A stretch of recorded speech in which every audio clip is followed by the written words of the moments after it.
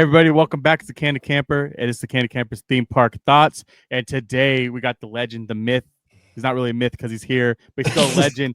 OG55, Orange Grove 55. What up, dude? This is episode number 9. We had him on episode number 8. Make sure you go check that out. I'm going to leave a link down in the description below. OG, thanks again for coming on. How are you doing? Yeah, thank you, Kenneth. I appreciate you, brother. It's going to be on the new channel. Loving what you're doing over here. Yeah, you can find me here on YouTube as well. OrangeGrove55. We talk theme park, studio, all that good stuff. You can also find me on TikTok now, OrangeGrove55 official. So go follow me there, and on Instagram, OrangeGrove55. Love it, man. Like I said, OG's the OG for a reason. He just hit 6K on YouTube. Congratulations, brother. That's a huge milestone for you. And for your the OG family, of course. I'm just once again, I'm just so happy to finally be able to become part of this community. And I felt like I was always in the community, but I was looking from the outside in. Now I'm in it. And you know, it's a cutthroat little place. There's a lot of people that have a lot of their opinions, but that's what makes it a lot of fun, because we can talk Disney. I don't even know what else the fuck we talk about. I feel like we just talk about Disney. And I'm okay doing that. Like, you have those people that are just ooze what you like. And that's the OG crew, man. I just love talking just Disney and theme parks in general. And the best part about it, though, is that your mind is not the same as a lot of other people. You have different takes and different outlooks on things. And I know I said this multiple times. Like, the reason why I love your show is because you guys keep it real. It's not a bunch of foofy bullshit. Yeah, you're not getting paid by Disney to tell you that to go like the fucking churro that turns your shit purple. Like, no, you're like, that churro fucking sucks. Shove it up your ass if you want your shit to be purple. Like, that's the kind of show that got me intrigued in the first place, because I wanted to hear it from some real people. But don't get me wrong, I still watch my other people that go in there and they get into the parks and they love every single fucking thing they eat, like the purple churro. But that's not this channel either. This is my thoughts. It's just kind of stemming off of Bad Thoughts podcast. Go check us out. It's what I want to talk about. It's what I want my guests to feel comfortable talking about, and know that this is a safe space to preach and talk how you want to talk. And same with you guys out there watching. If you have any thoughts at all that you want to drop down in the comments, please do. If you agree with us, give us a thumbs up. If you don't agree with us, don't thumbs down the video, but let us know in the comments below. And if you want to come on the show, please reach out to me. I will get you on as a guest. I would love to have a conversation with you any time of the week. I love it. But OG, thank you again. I'll leave. Did I already ask you where you find you? Yes, I did. Yes, I'll leave everything in the description below. I'm going on a tangent. But today, episode 9, we are going to talk about, this is a good one. I never heard this one before. Does Disney go too far? And this could be taken multiple different ways. We're going to bounce ideas off each other. By going too far, it could be anywhere from changing a ride. It can be anywhere from not changing a ride. It can be something at Purple Churros. It can be some of the more DEI stuff, which I know we'll probably touch just a tad bit on there. But it could be anything. So, OG, I'm going to leave it to you to kick us off. What is something that Disney has done that just gone way too far? And first off, do you think Disney does go too far in general? Oh yeah, they do. They definitely go too far. I think a lot of times with the merch, especially, like I'm over the Spirit jersey shit, dude. Like, can we stop making Spirit jerseys? Every latte drinking person out there. Right. Yeah. Yeah. I'm over that. I don't know why it's lasted so long. And it's just like, I think they've gone way too far with that. Even the popcorn buckets, man. Dude. It's like they just keep milking that thing, and it's like, come on. Did you see the Galactus popcorn bucket? No, I haven't seen that yet. Oh my god, it's like 12. What did they say? It was 12 inches tall. It's massive, like huge. And it's like $80. What? Yeah, I'll send you the link for it. But yeah, I mean, so you said the best just now. Popcorn buckets and Spirit jerseys. I shit you not.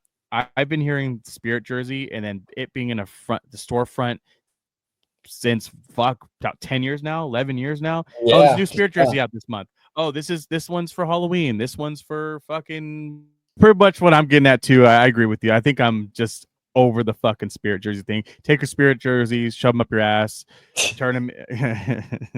Probably don't do that because tie-dye. Anyways, but the popcorn bucket, the other thing you're talking about, I think I bought one popcorn bucket, and I bought it for someone else. And I was like, you better fucking pay me back for this, because I can't justify paying $30 to $40 for a popcorn bucket that's gonna sit on the shelf. I'm never gonna use it.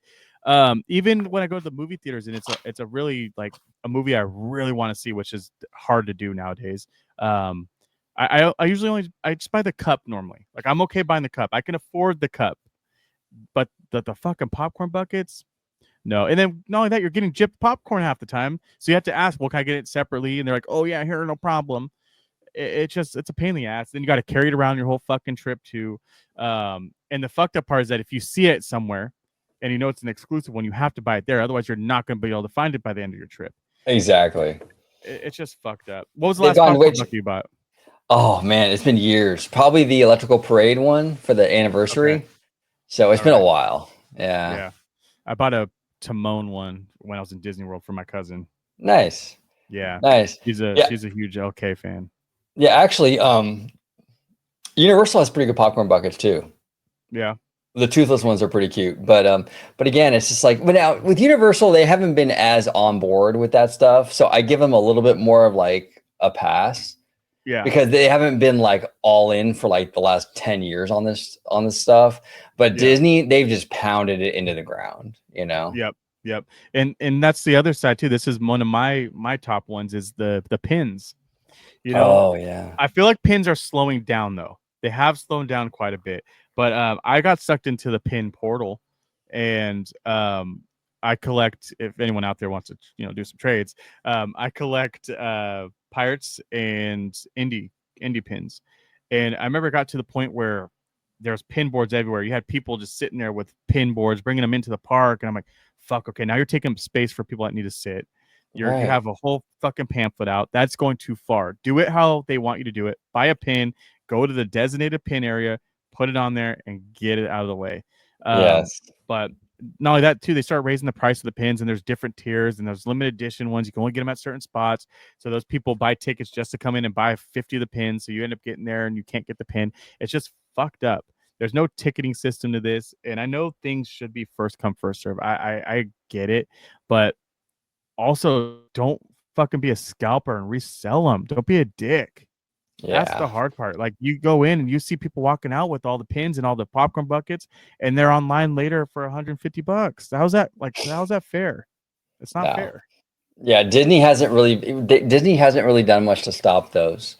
And I think Disney doesn't really care so much just because they get their money up front. And what happens after that is really, for Disney, they feel like that's irrelevant, kind of, right? Yeah. But the problem is that it does affect Disney, because when you have someone snatching all the buckets up, now no one else can get to them. That's not really, like, now you have a customer satisfaction problem, right? Correct. Which is so it messes it up, and they really should take more notice of it. Now, sometimes, occasionally, certain items will be like limit 2 or something like that, but they don't do enough of that.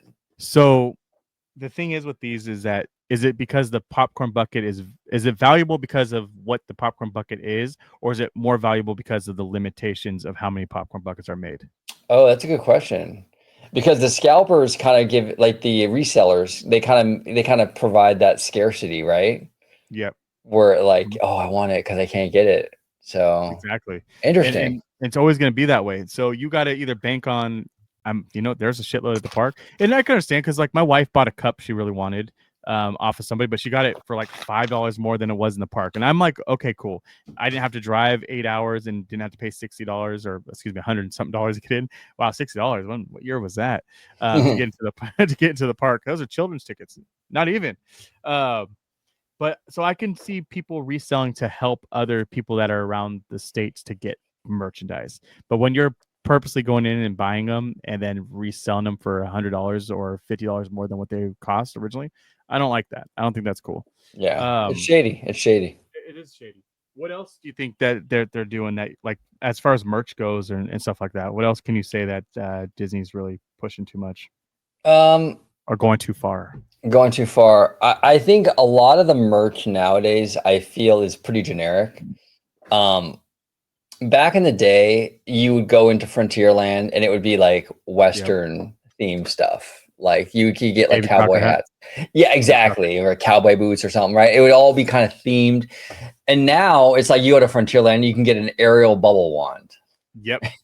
You know, and that kind of stuff bothers me. And I get why they do it. I understand, but I don't know. I kind of wish there was a little bit more of like the land exclusivity. One thing with all of its flaws, one thing that Galaxy's Edge actually does right is that like the stuff in Galaxy's Edge is actually for Galaxy's Edge. And I like that. Tomorrowland kind of does that a little bit too, but there's not really too many shops to shop at there either. I agree 100% with that, because I remember being a kid that, especially Frontierland, that was the one thing. You're right. Like you'd go into that one shop. I can't remember something Ho. Westward Ho. Westward Ho. Is that what it's called? Is that the shop? Yeah, I believe so. Yeah, and you'd go in there and it'd be all Western stuff, and great theming, by the way.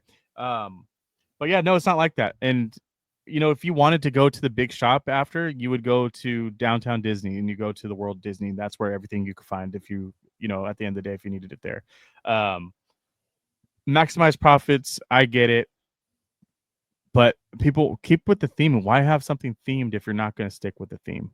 And not only that, too, exclusive merch, like exclusive shirts for Big Thunder, exclusive shirts for Tiana's, like make them there. And once again, we're getting that. Was it Memento Mori, the gift shop? Yeah. So is that going to be all Haunted Mansion stuff, or are they going to change it up and put all merch there? Because I feel like Disney World doesn't do that. Disney World does a good job of kind of keeping their shit separate. Yeah, it's interesting. Yeah, the Haunted Mansion store, I haven't been in there in a little while since it kind of opened. Mm-hmm. When it first opened, it was Haunted Mansion stuff. But will it stay that way? We'll see. That's the big question, you know. Yeah. It's always easy. It's always easy in the beginning, but how is it in 3 years? Yep. And my gone too far, since we're kind of in this topic of merch and stuff, is the fucking churros, like I mentioned before. Oh yeah, dude. The fact that there's 80 different churros, the fact that the churro costs $12 to $15, and then you're sprinkling it with this colored sugar and stuffing it with fucking weird shit that you shouldn't be eating. It's crazy to me, and people fucking eat it up, and they go there just for the churro. It's going too far, Disney. Give me a classic churro, maybe a little bit of some kind of cream cheese dip or whatever the hell it is. Like, give me something normal, and don't make me shit purple. I don't want to shit purple anymore. Like, I don't want to do it. Yeah, I agree with you. I don't like the very like unnatural, chemically processed kind of ultra weird, like that kind of stuff I'm not interested in. I'm getting too old to eat that shit anyway. You know what I'm saying? Yeah. like I'm not trying to get type 2 diabetes, you know? Because you're like, hey, yeah, no, it's not worth it. You know, yeah, it's risky, you know? Like personally, like if I'm at the parks, I like more of like, I even though it's like crazy expensive, like the kebabs over at the Bengal Barbecue. Oh my God, those are so good. So freaking good. Stuff like that's amazing. Or like a little bao bun or something. Like I like stuff like that. Like real food.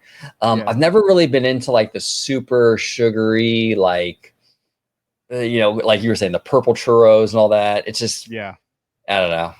Yeah, and you know, we're not huge sweet eaters either at my house. Even when we went to Disneyland, like I wasn't out getting cookies or cupcakes or anything like that. I love my drinks. I'm a huge drink person, so if you can get me like something with mangoes in it, or I'll fuck that up.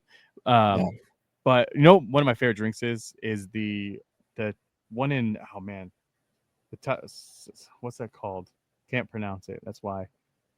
It's in Avatar, over at Disney World. Oh, okay. Canteen, whatever it is. The Canteen. Yeah. They have this drink over there. It's like a purple shit drink. And I don't know what the fuck kind of magical fruit this is. I never had it in my life. It's something that it made up, but it's so good, dude. I don't even know what flavor it is. But yeah, every time I go there, I have to get it, and it's a slush. Oh man, I love a slushy. But nice. Oh yeah. Maybe it's like dragon fruit or something. Like maybe it's something good. But yeah, no, we don't really eat like that either. And I think my wife will get one of those Matterhorn cookies, but even that has a little bit of frosting on top, and it's usually white, so there's not a whole bunch of food dyes in it. I know how you guys feel about it, but for people that have not seen me, or if we talked on OG55, I love the fucking turkey leg. Oh, okay. Yeah, I love my turkey leg. Well, hey, you know, George is a turkey leg guy too. I was just there with him, like not obviously not this weekend, but like the weekend last weekend, and he rocked a turkey leg at like 9:30 a.m., dude. Wow, that's Yeah. ballsy, dude. Oh, You're yeah. I mean, you have a death wish or like Oh my God, with the kidney stone. I mean, that's wild. That's what I yeah. told him. I'm like, hey George, because like I don't know what's causing these. Maybe it's Big Thunder. Maybe that's what it is. Too much Big Thunder is just knocking those kidney stones around. It could be. You heard about that, right? The story of people getting off there and just knocking them back out of the place. Oh, absolutely. Like, you know, you sit in the back and it helps you pass it. But I was telling him though, if you go, a good thing Matterhorn was closed, because if he went on Matterhorn, he'd be spitting that kidney stone out. I can't. Shout out to George. Hope you're feeling better, buddy, out there. Yep. Thank you. Go check us out. He was on some of my shows already. Go check it out. Great guy. So let's start getting into more of the rides. What ride do you think Disney's gone too far in, or what do you think? Like, what space are they going too far with? Oh, interesting. I'm gonna bring one up because we kind of talked about Frontierland. This one is something I talked to George about, and I find it so fucking fascinating. The fact that we still have the shooting gallery. Oh yeah, like that's wild to me. That's going too far now, right? If we want to be in this world where we live in this weird ass world that we are in California world, by the way, you still have a shooting gallery where you pay money to pick up a rifle and you aim it at animals and other stuff. And there are kids doing this, and it's okay. It's okay. How did that survive? I don't understand it. I do not. Disney World got rid of theirs. I don't get it. I don't get it. And you know, I do it every time I'm there because it's fucking fun. And I think it's themed perfectly. It makes sense to where it's at. It makes sense to have. But if you're gonna take things to the maximum in this park, how is that the one that's standing there? And there's one more, but I want you to go before I talk about it a little bit. This is where it starts getting controversial for things, but it's okay on this channel. Go for it. Yeah, no, absolutely. One thing that I thought they went too far with was when they added the Pirates of the Caribbean live action stuff into the ride. I wasn't so much against them adding it in there, but the dialogue was atrocious. It was like every 5 seconds, Jack Sparrow, Jack Sparrow, Jack Sparrow, Jack Sparrow. And I'm like, you need to get like, no offense to the writers. I mean, I'm not trying to like shit on anyone's job, but like the writing was real bad. I mean, it was almost like C-suite or like Disney executives are like, you need to say Jack Sparrow like X amount of times and like in their head. Yeah, like every boat needs to hear his name. Every boat, you know, and that was obnoxious. I think they've toned it down though. I don't hear it as much anymore like that. So that's good.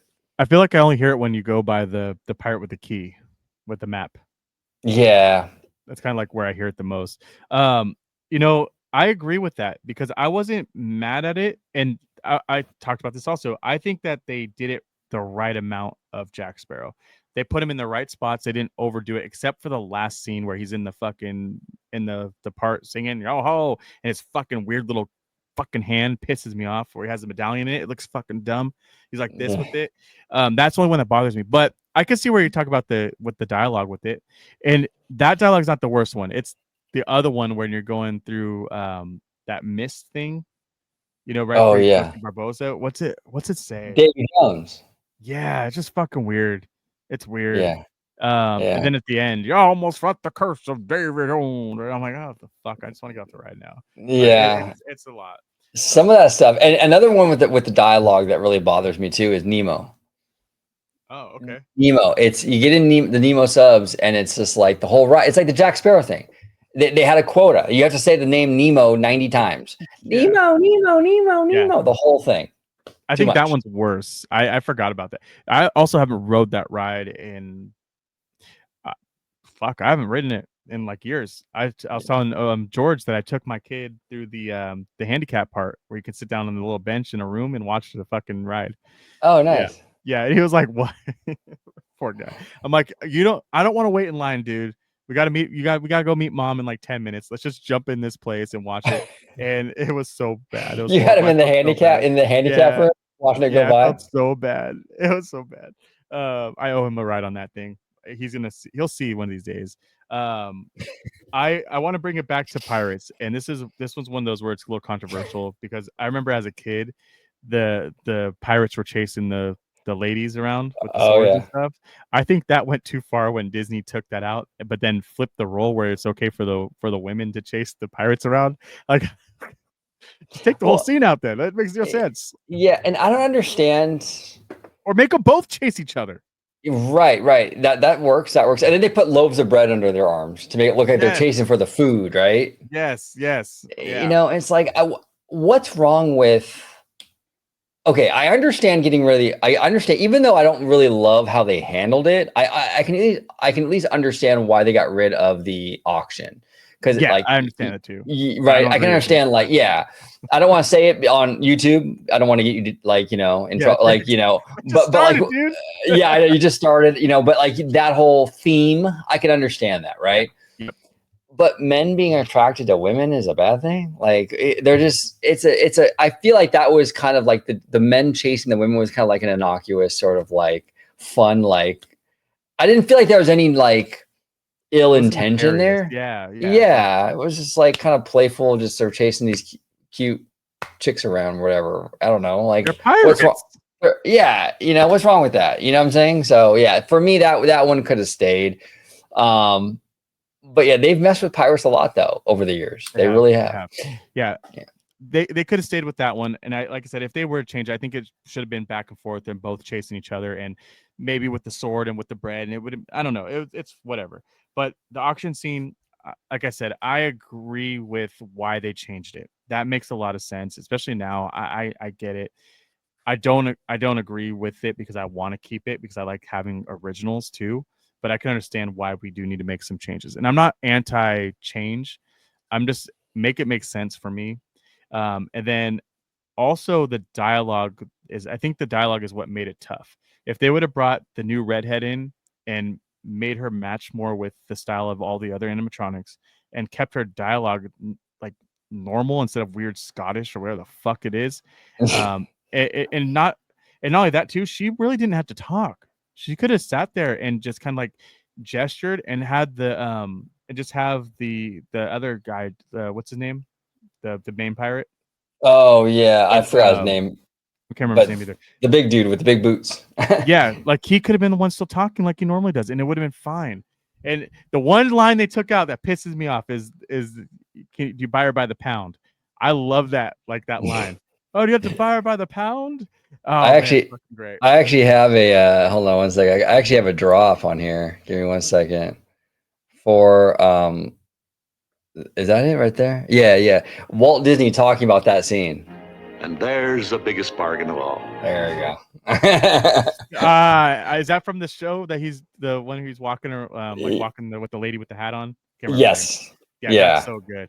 I love that scene. That is such an iconic scene, and they made it really hard for me to go through it. It doesn't have the same feeling anymore. But once again, I understand why we need updates in life in general. Walt wants updates. He's okay with updates. You can't stay stagnant. What else? What else can you think? I got one.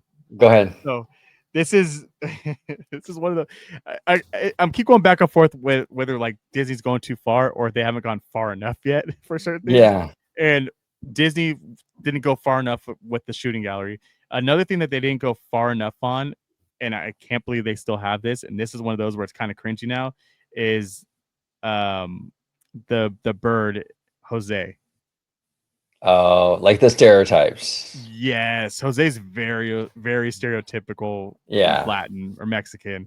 Right. And it's one of those where you're like, maybe we could change this to an actual Mexican, to get the voice. But at the same time, it has that old charm to it, so you kind of need him. Right. But I just, in general, you pick and choose your battles, Disney, and this is one of those weird ones where you decide to keep that, which I feel is more on another end of it versus the pirates chasing the females. Now, do you think we're kind of at the tail end of, and whether people agree or disagree with the changes, but in general, do you feel like the culture is kind of, we're kind of getting beyond this kind of like hypersensitivity with stuff. Yes. A little I bit. think Tiana's was the last thing that we got hypersensitive with. I think Tiana's is going to be the final one that just kind of stops Disney from going over and way too far. I think everything from now on will be more thought out, and I think they'll listen to the people a little bit more instead of certain groups of people. And I think you'll start seeing more Disney put more stuff out into the universe, like more like polls and different ways of kind of doing that instead of just like deciding with 4 people because 4 people didn't like it. Right. And not saying Tiana's is that. I love the idea of Tiana's.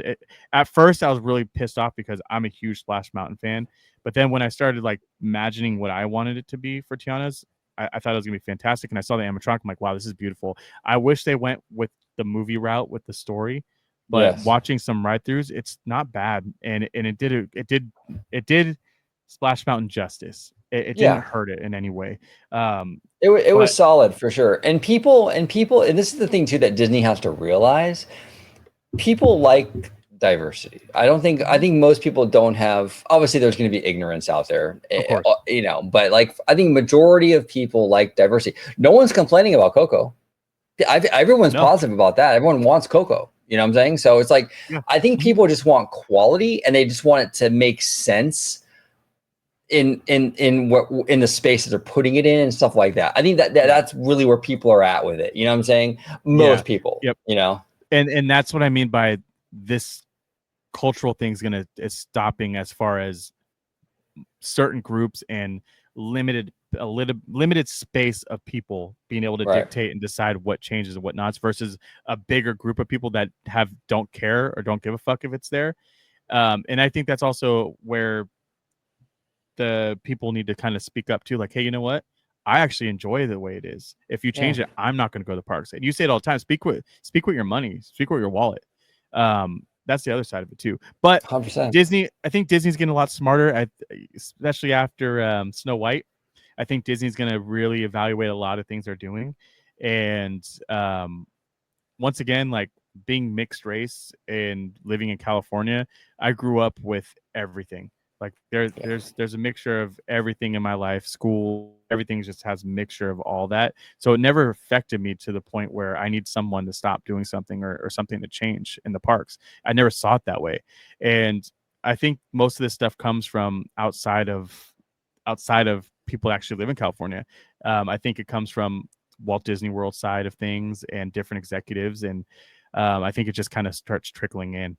But I think it's going to change soon, and I just want to keep as much stuff classic as possible, but make it make sense if you do need to change it.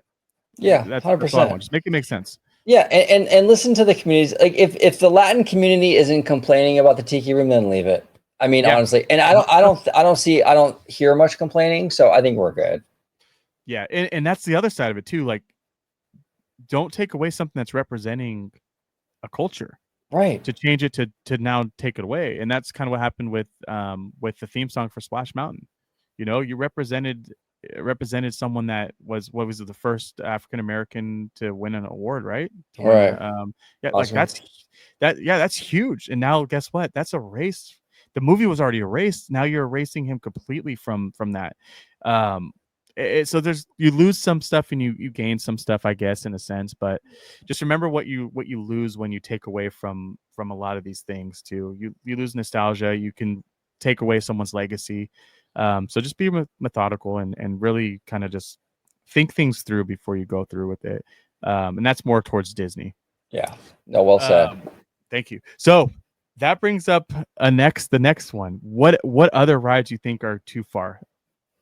Or going too far? What else do you think is just going too far for Disney?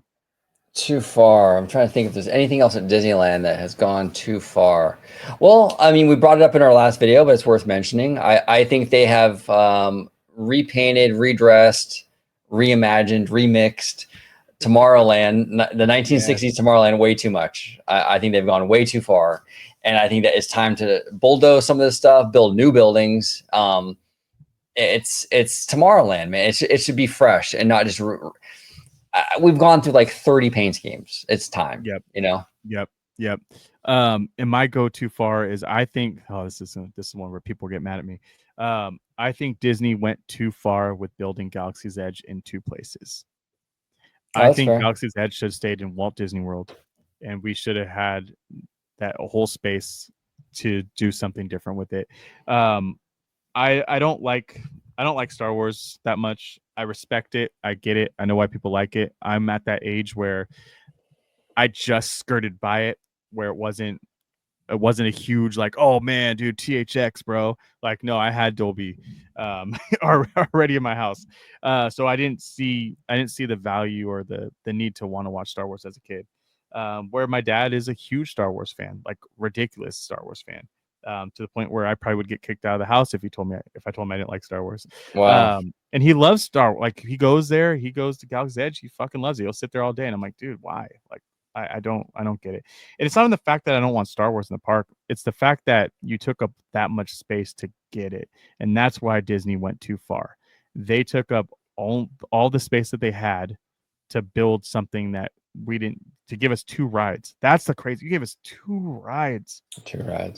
Where's the third expansion at, by the way? Wasn't there a third ride? Yeah, there is an expansion pad. I think it's between like Toontown or something, and that's where the restaurant was going to go. And that was a huge missed opportunity. I mean, that Oga's Cantina. This is what I consider a bad show. This is going too far. You go into Oga's Cantina, and it's like immediately out the gate. I think you can only get 2 drinks. Which, I mean, I get it. I guess they don't want people getting sloshed, but they don't really have that rule for anywhere else. But then they also limit you time-wise while you're in there. So you're like on the clock.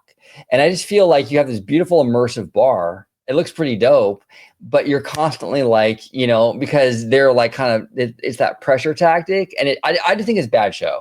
I think that you alleviate all of that if you build the restaurant, because now you have the restaurant and alcohol in the mix of that whole thing. Now you can kind of ease up on Oga's, and now people can go to Oga's and actually enjoy it and not be on a stopwatch.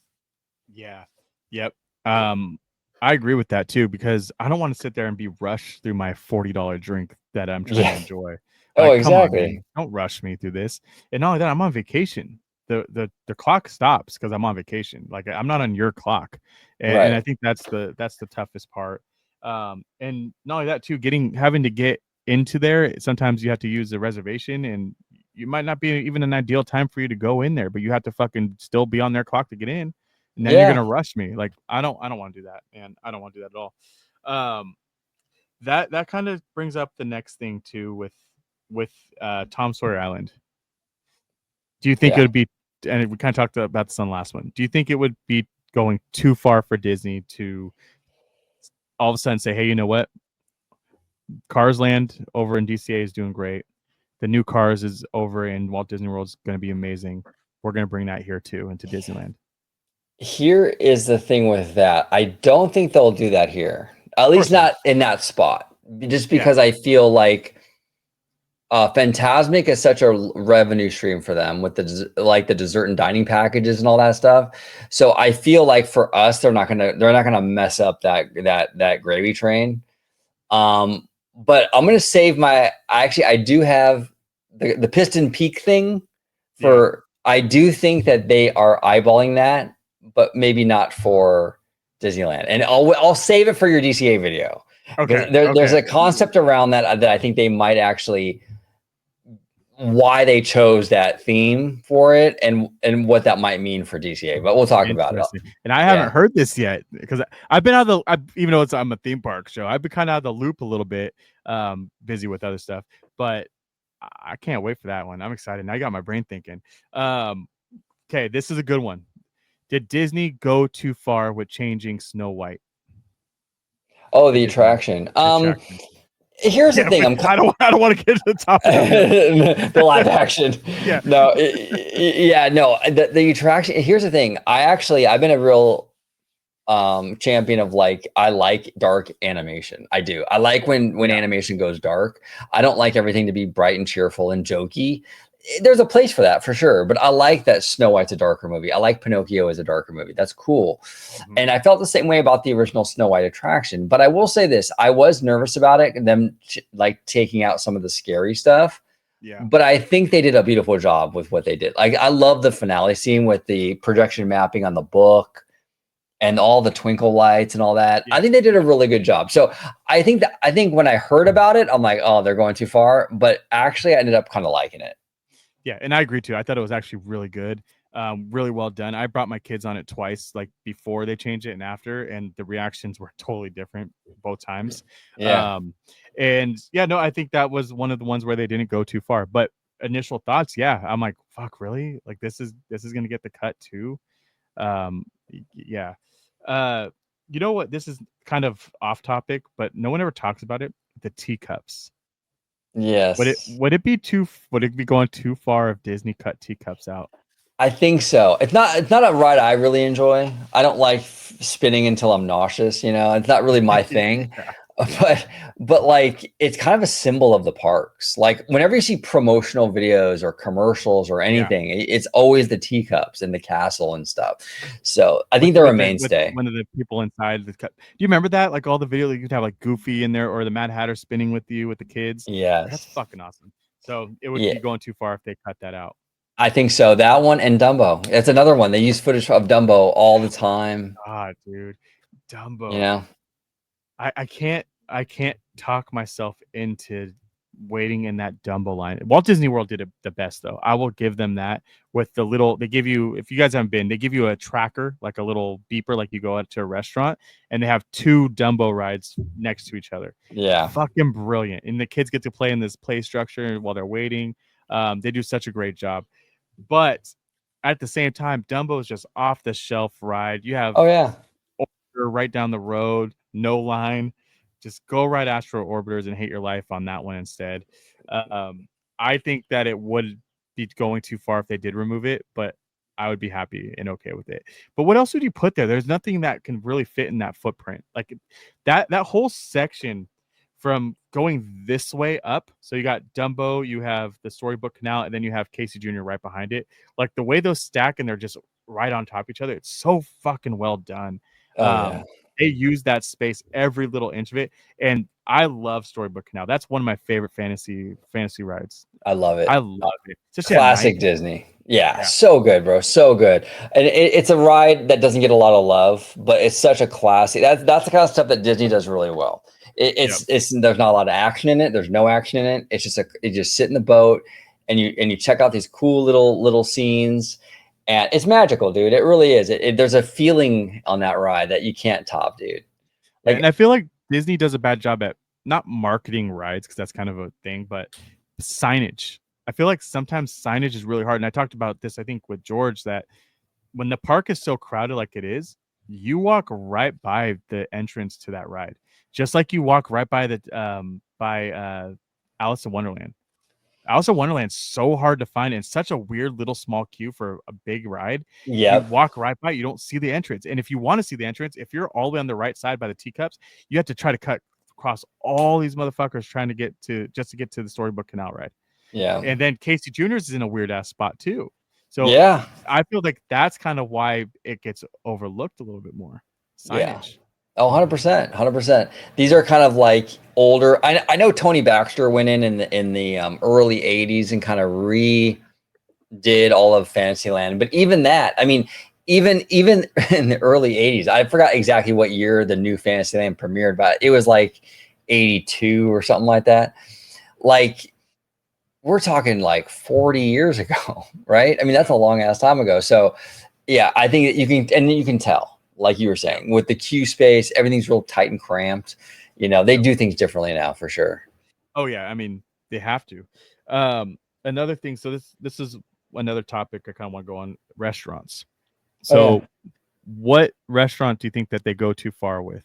Or do you think what restaurant would you remove that would be going too far to remove it? There we go. Oh, okay. Something that well, I think the Blue Bayou. Ooh, okay. Because you can't get rid of that. It's part of the attraction, you know? Yeah. What can you do differently to the Blue Bayou though?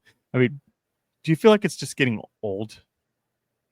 I don't think so. I think we're okay, in my opinion. I think it's there's nothing really in there that screams outdated to me because it's just scenery. You know what I'm saying? So I think we're okay, in my opinion. Do you think it feels outdated to you? Like it feels not outdated, but a different experience. So maybe if they had an actual band playing, like a pirate band or something in there playing for people, for guests, just to get people pumped up. But I also know you're in the bayou, so it'd be kind of hard to kind of have people playing. But so you could do that. I mean, you could be having a party, like a Mardi Gras party or something over there while you're riding through. Your uncle might be mad because he's trying to play his banjo, but he'll right. Yeah, exactly. Exactly. And I love that attraction because I think a lot, like you could tell it's from like it's an older thing because like the new stuff is like for the younger generation, which is like the TikTok, YouTube Shorts generation. You would never have a build up that long in a new attraction by Disney. Not at all. No. That build up is like 2 minutes of nothing. Yeah. Oh, and I love it, man. That just it sets the scene up. And then right when you get under like the Jolly Roger flight or the pirate talking, God, that's so iconic. And then you drop. Oh man. There's something about that. And then you get the fucking yummy pirate water all over you. Fuck. Oh, hell yeah. I never it's almost like touching someone's hand. Like I'm never washing this hand again. Yeah, exactly. I will sneak vials of fucking pirate water off that ride. It's fantastic. Just have it around my neck. Yeah.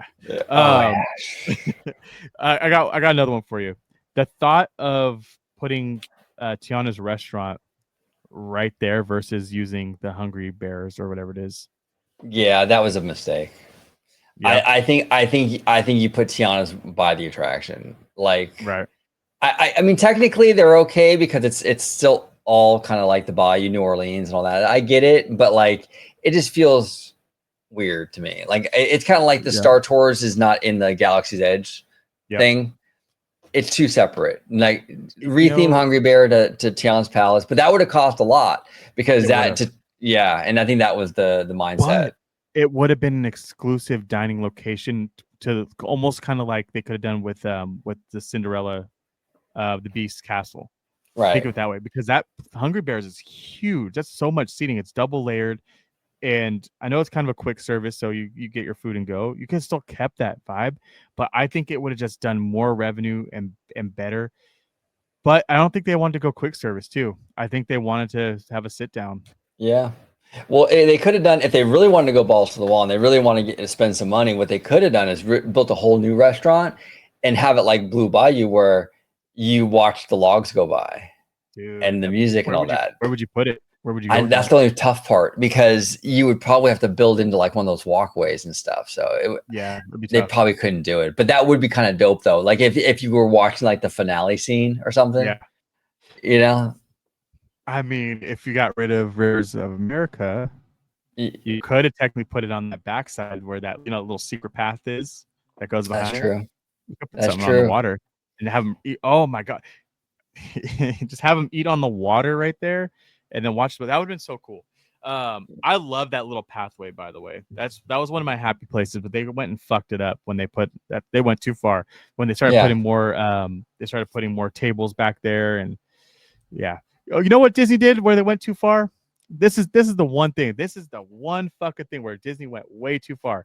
They got rid of McDonald's French fries. Those are the best fucking French fries ever. And fuck you guys because you know it. And these French fries did not taste the same as the McDonald's French fries you get now. They were great. They were so good. They were so perfect, bro.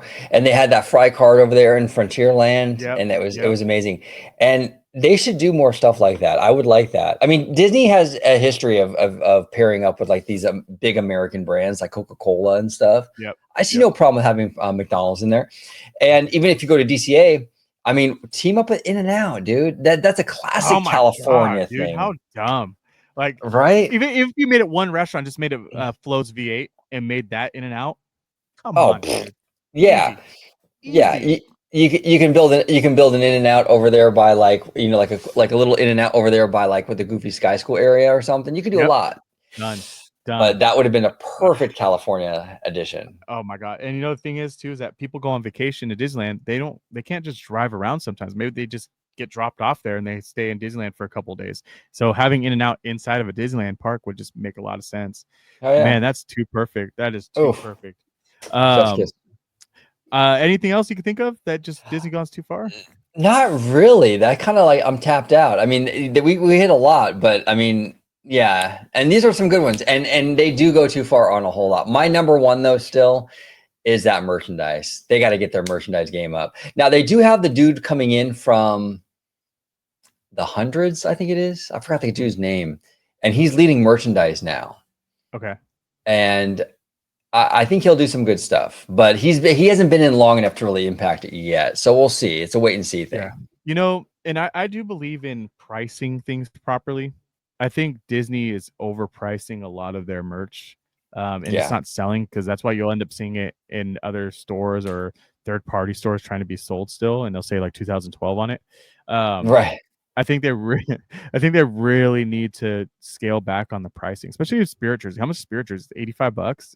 Oh, they're like astronomical. Like I know they'll sell, but you want to sell more. Like there's the margin in those are still probably ridiculous. So selling more of them is better than having them sit on the shelf. Absolutely. But yeah, no, I agree with you with the merch stuff. I think that's where Disney starts just going too far, and it's just every fucking little grimy thing they can think of. They'll slap Mickey on it, and it's just like, dude, calm down. It's okay to have a few less things in my house. That's Disney. And I'm when I buy anything Disney merch, I like subtlety. Subtlety is king for me. So I don't mind Disney merch, but like if I'm gonna get like a Disney merch, I'll get like a polo shirt with a little Mickey right here or something, right? I'm cool with that. I'm not trying to wear like a Spirit jersey with like the bubble stuff, like the bubble writing that like sticks out with glitter all over it. It's like it is doing too much. Yep, I agree with you, and I don't wear anything like that too. I wear, what I wear? I wear my In-N-Out shirt and my Giants hat. There it is. That's what it is every time. All right, OG, this was awesome. This was a little bit different than normal. I just had this weird thought of like, man, Disney goes too far in a lot of shit, and I just kind of want to hear your thoughts on what you thought went too far. Oh, one last thing. What's your thoughts on changing Tarzan to back to Swiss Family? You think that was too far in what they did to it? No, actually, I thought that was a good move. The only complaint I have about that though is Disney didn't have the balls to go all in with the name. Like, just call it the Swiss Family Treehouse. Like, why are we doing this whole like Adventureland Treehouse inspired by the Swiss Family Robinson? Too much corporate googly garbage in there. Like, just call it the Swiss Family Robinson Treehouse, because that's basically what it is. Yeah, exactly. Did we get the show yet? That's not out, right? The what? Oh no, I think they ended up canning that. I don't think it's coming. Fucking stupid. Yeah. They changed the whole thing just for that, right? Originally. I mean, that was the rumor, for that, and then the show got canned. So we'll see. Got rid of one of the best franchise that made the most sense for that treehouse. Swiss Family makes sense too, but you got rid of the best soundtrack. Oh yeah, easy. Yeah, that was a great. That was a great soundtrack. And guess what? Now we lost Tarzan. Well, and we don't have any Tarzan in the park now. Nope. No attraction, no nothing.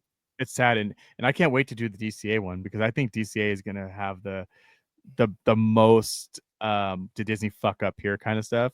And maybe we'll rename that one to Did Disney Fuck Up, or Did Disney Fuck This Up? I have a long list on DCA, so we'll go for 2 hours easy. We'll do it. OG, once again, I'm just grateful to have you on here, man. I appreciate everything you've done for me and for the community. Congratulations again on 6K. Thanks, that is huge. Everyone, please go follow OrangeGrove55. Don't forget to like and subscribe to this and to him and all of OrangeGrove55's people. They're amazing. Go check them out and leave the description below. OG, tell them where they can find you.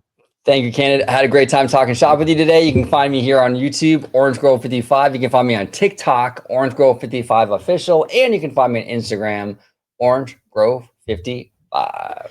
55. Don't forget the name. Everybody, find me, Candy Campers, Bad Thoughts Studios, all of them. Candy Camper on TikTok, Candy Camper over on Instagram. This channel, and then I have another YouTube, Candy Camper, on YouTube. So that's where I do a lot of more movie stuff. Go check me out over there too. But I appreciate you guys. Orange Grove 55. Thank you, brother. Have a good night, everybody. Stick to the left.